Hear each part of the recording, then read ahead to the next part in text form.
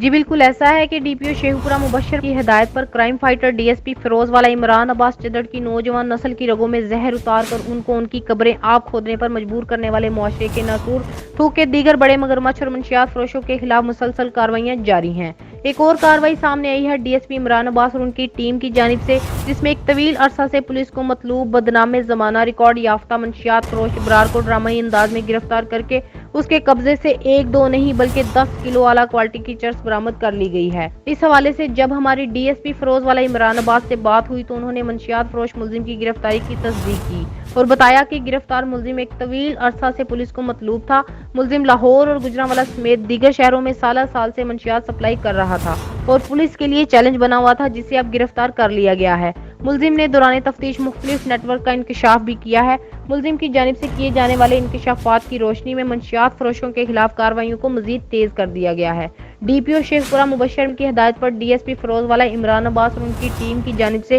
ایک بار پھر out class کارکردگی کا مظاہرہ کیا گیا ہے، جس پر شہریوں نے ان کو بھرپور خراج تحسین پیش کیا اور ڈی پی او مبشر کا بھی شکریہ ادا کیا ہے۔